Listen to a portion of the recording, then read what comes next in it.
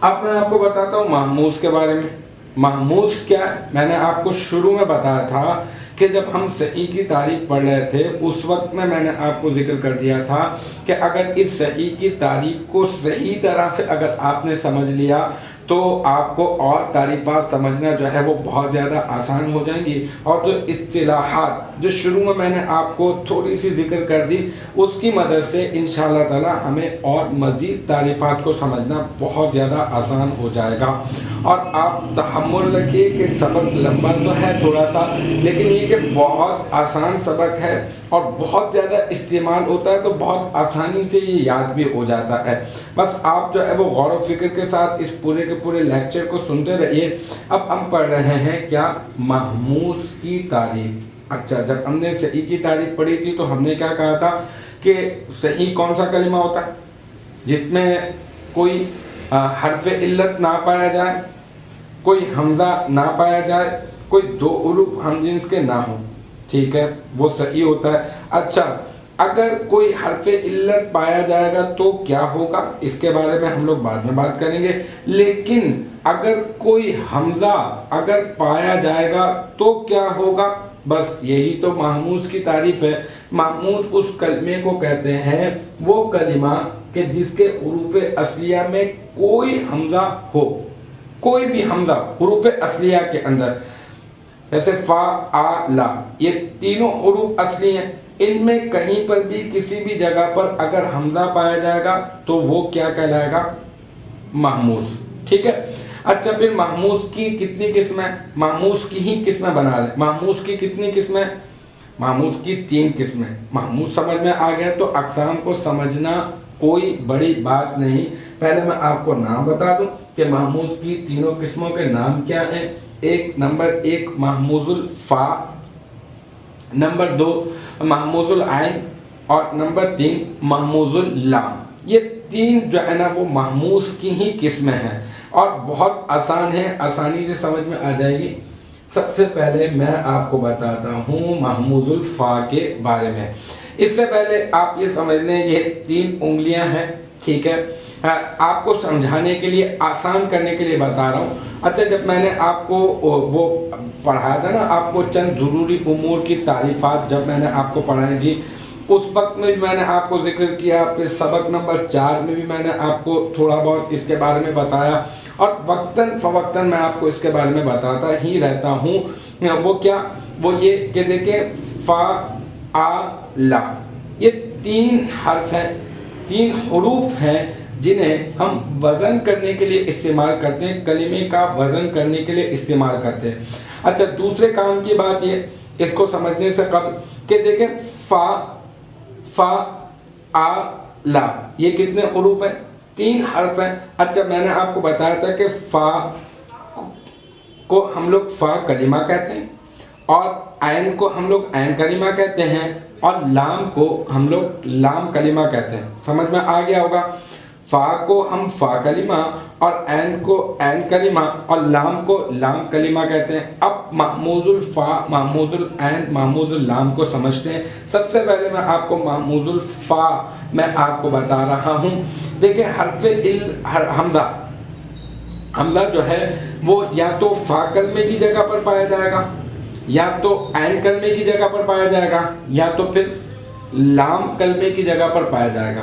اگر حروف اصلیہ میں اگر حمزہ پایا جاتا ہے یا تو فا کلمے کی جگہ پر، یا تو عین کلمے کی جگہ پر، یا تو لام کلمے کی جگہ پر. بس اگر حمزہ فا کلمے کی جگہ پر پایا جائے، اگر حمزہ فا کلمے کی جگہ پر پایا جائے تو ہم اس کو کہہ دیں گے محموز الفا.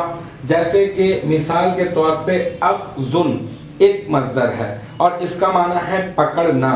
اس سے فعل ماضی بنایا، فعل ماضی بنا اخذا بروزن فعلا. ٹھیک ہے نا, اخذا بروزن فعل.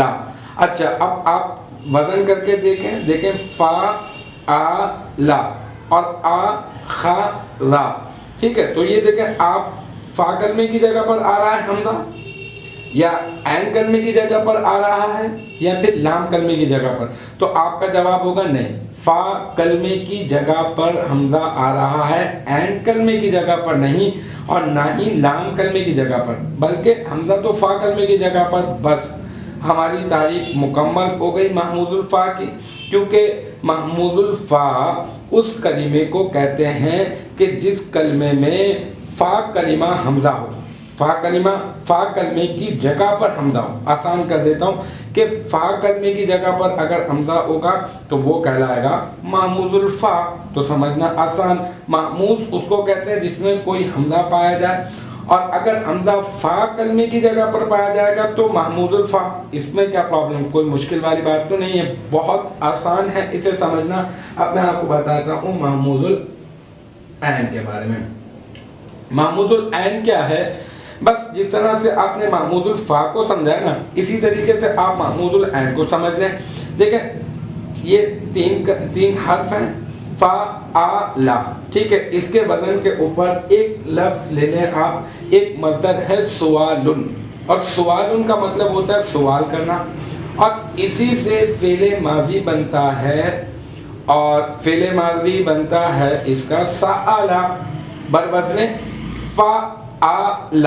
اب آپ دیکھیں وہی والا سوال کر کے دیکھیں کہ بتائیں فا کلمے کی جگہ پر آیا حمزہ, یا عین کلمے کی جگہ پر آیا, یا پھر لام کلمے کی جگہ پر. دیکھیں فعل اور سآل, تو آپ کو معلوم ہوگا کہ کون سے کلمے کی جگہ پر آیا, عین کلمے کی جگہ پر حمزہ آیا. بس اگر حمزہ عین کلمے کی جگہ پر پایا جائے گا تو محمود العین ہوگا, ٹھیک ہے. اگر فا کلمے کی جگہ پر پایا جائے گا تو محمود الفا, اور اگر عین کلمے کی جگہ پر پایا جائے گا تو محمود العین.